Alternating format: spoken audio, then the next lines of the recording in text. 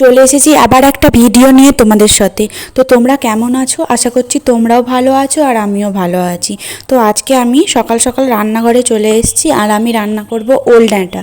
তো আমাদের এখানে ওল ডাঁটাগুলোকে ওলা বলে, তোমাদের ওখানে কি বলে কমেন্ট করে জানিও। আর আমরা যেহেতু 4 জন, তাই জন্য 4 পিস মাছ বার করে জলে ভেজাতে রেখে দিই। 4 জন না, 5 জন, আমার ছেলে খায় না। তো আমি সকালবেলা খালি পেটে জল খেতে পারি না, সেই জন্য আমি সকালবেলায় শুধু জল খেতে পারি না বলে আমি প্রত্যেক দিন সকালবেলা নুন চিনি আর লেবু দিয়ে একটু করে শরবত করে নিই, দিয়ে 1 মগ শরবত করে রেখে দিই, তারপর মিনিটে মিনিটে মাঝে মাঝে খাই। তো এই দেখো আমি এখানে শরবতটা করে নিয়েছি। তো আমি এখন কিছুটা খেয়ে নেব, তারপরে আবার পরে পরে কিছুটা করে খাবো। চলো খেয়ে নিয়ে যাক।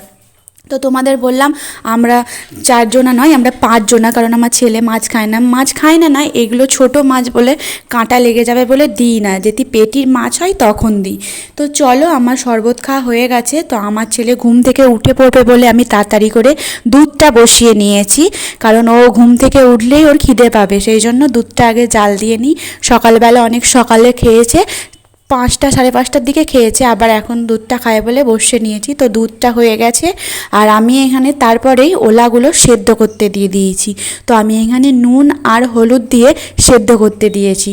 তো এটা সেদ্ধ, তো ওলাগুলো এখানে আমি নুন দিয়ে সেদ্ধ করতে দিয়ে দিয়েছি। এবার ঢাকাটা আমি দিয়ে দেবো, দিয়ে এটা সেদ্ধ হতে থাকবে। তো এটা আমার সেদ্ধ হয়ে গেছে। তারপর আমি কড়াইয়ে তেল দিয়ে দেখো এখানে মাছে নুন হলুদ মাখিয়ে রেখে দিয়েছি। চলো এবার মাছগুলো আমি ভেজে নেব। তো তেলটা আমার গরম হয়ে এসেছে, তোমরা দেখতে পাচ্ছ। এবার আমি আস্তে আস্তে মাছগুলোকে ছেড়ে দেব। তো দেখো মাছগুলোকে আমি ছেড়ে দিয়েছি, ততক্ষণ মাছগুলো ভাজা ভাজা হোক, তারপরে ভেজে নিয়ে আমি একটা পাত্রে তুলে নেবো।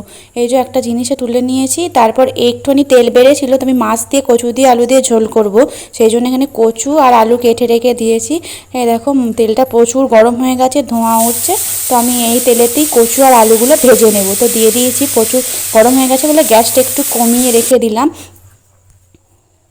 তো দেখো আলুগুলো ভালো করে ভেজে নিয়েছি। এবার আমি একটা জিনিসে তুলে নিয়ে আলু আর কচুগুলো ভালো করে ভাজা ভাজা করে, তো চলো এটা তুলে নেওয়া যাক। তারপর ওই কড়াইতেই আরেকটু পরিমাণে তেল দিয়ে আমি এখানে দিয়ে দেবো পেঁয়াজ কুচিয়ে রেখেছিলাম। তো পেঁয়াজ কুচি দিয়ে নেবো, পেঁয়াজ কুচিগুলো দিয়ে নিই। তো দেখো পেঁয়াজ কুচি দিয়ে, তো আমি এখানে পেঁয়াজগুলো ভালো করে লাল লাল করে ভেজে নেব। তো দেখো এখানে পেঁয়াজগুলো দিয়ে নিয়েছি। তো লাল লাল করে ভাজা হয়ে গেছে। এখানে আমি আদা রসুন বাটা দেবো, আর যা যা আর কি মশলা দেয়, লঙ্কা হলুদ, তারপর জিরে ধনে, এইসব দিয়ে ভালো করে আমি জিনিসটাকে কষিয়ে নেব। তারপরে জল দিয়ে দেবো মশলাটায়। দেখো আদাটা দিয়ে নিয়েছি, একটুখানি কষি। এবার তারপর মশলাগুলো দিতে থাকবো। তো মশলাগুলো দেওয়ার পরে আমি ভালো করে একটু কষাবো। দেখো সব রকম বলে আমাদের ধনেটা শুধু জিরে আর ধনে দিয়ে আমাদের মেশাই, তো ওই দিয়ে আমি মিশিয়ে রেখে দিয়েছি, একবারে কষিয়ে নিচ্ছি। তো দেখো আমি ভালো করে কষিয়ে নিই। তো কড়াইয়ে যেহেতু একটু ধরে ধরে যাচ্ছে, তার জন্য মশলা বাটা জলটা ছিল, ওই জলটা আমি দিয়ে দিলাম। তো দেখো মশলা থেকে তেল ছেড়ে এসেছে, ভালো করে কষানো হয়ে গেছে, তেল ছেড়ে এসেছে। তো আমি এখানে ভেজে রাখা আলু আর কচুগুলো দিয়ে আবার ভালো করে কষতে থাকবো। আর দিয়ে দিই ওটা। এবার ওটাকে ঢেলে দিয়ে দিয়েছি। তো তেল ছিল যেহেতু, একটু তেলগুলো ঝারিয়ে নিচ্ছি, দিয়ে এবার কষাতে থাকবো। তো দেখো কষিয়ে নিই ভালো করে, যত কষানো হয় তরকারি তত টেস্টি হয় খেতে। তো দেখো ভালো করে কষানো হয়ে গেছে আমার। তো দেখছো এগুলো ভালো মাখা মাখা পাড়া হয়ে গেছে, গামাখা। তারপর আমি এখানে একটু জল ঢেলে দিলাম। তো বাটিটায় তেল ছিল বলে আবার বাটিটা থেকে জল নিয়ে একটু বুলিয়ে আবার একটু জল ঢেলে দিলাম, যেহেতু এটা ঝোল হবে তার জন্য একটু বেশি করে জল দিয়ে দিয়েছি। তারপর আমি চাপা দিয়ে দিয়েছি। তো অনেকক্ষণ সেদ্ধ হয়েছে, তারপর সেদ্ধ হয়ে এসছে, তখন আমি ঢাকাটা খুলে এবার আলুগুলো গেলে গেলে দেখছি যে সিদ্ধ হয়েছে নাকি। তো হ্যাঁ, দেখলাম সেদ্ধ হয়ে গেছে। অনেকগুলো আলু কচু টিপে টাপে দেখলাম, তো খুন্তি দিয়ে, তো হ্যাঁ সেদ্ধ হয়ে গেছে। এবার আমি ভেজে রাখা মাছগুলো দিয়ে দেবো ঝোলে, কারণ ঝোল ঢুকতে হবে, সেই জন্য ভেজে রাখা মাছগুলো আমি ঝোলে দিয়ে দিচ্ছি। তো আমি এবার ভেজে রাখা মাছগুলো ঝোলে দিয়ে একটুখানি ফুটিয়ে নাবিয়ে নেব, দিয়ে সাঁতলাবো।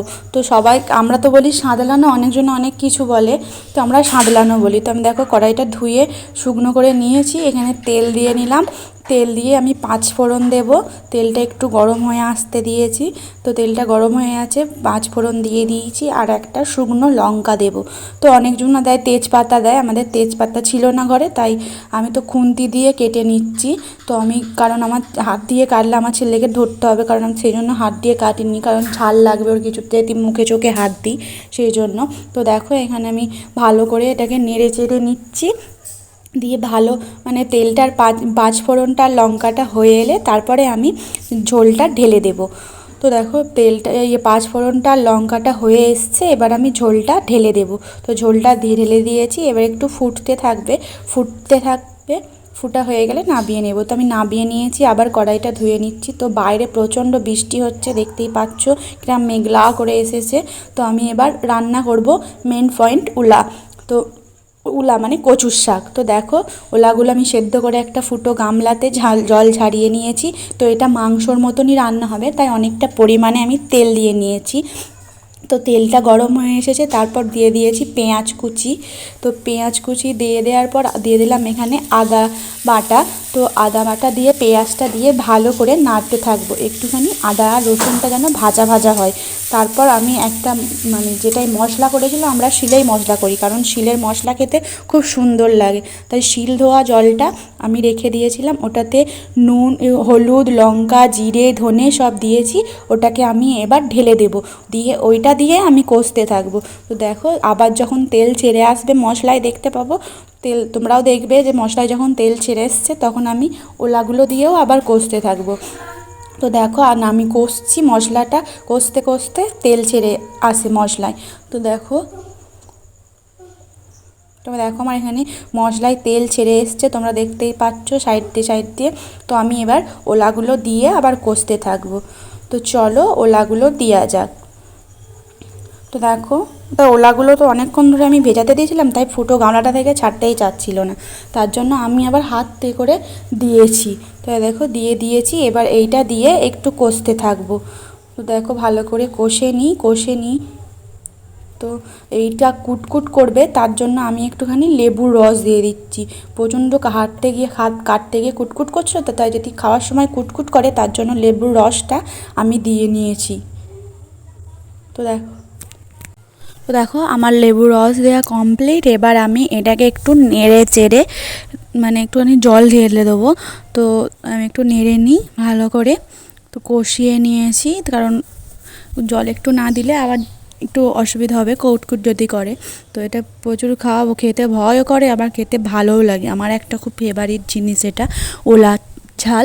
তো আমার খুব ভালো লাগে, সেই জন্যে আমি নিয়ে আসতে বলেছি। দেখো আমি একটুখানি জল ঢেলে দিয়েছি। তো জল ঢেলে দিয়ে একটুখানি জলটাকে মেরে নিয়েছি, তারপর দেখো আমার হয়ে এসেছে। তো আর কিছু হবে না, ওইখানে যে কেউ একটা ঠাকমা শুশুনি শাক দিয়েছিল, এই শাকটা ভাজা হবে। তো চলো আর শাক ভাজা আর কি দেখাবো। তো আমি এখানেই ভিডিওটা স্কিপ করছি। ভালো লাগলে লাইক, কমেন্ট, শেয়ার আর আমার চ্যানেলটাকে সাবস্ক্রাইব করে দিও। টাটা।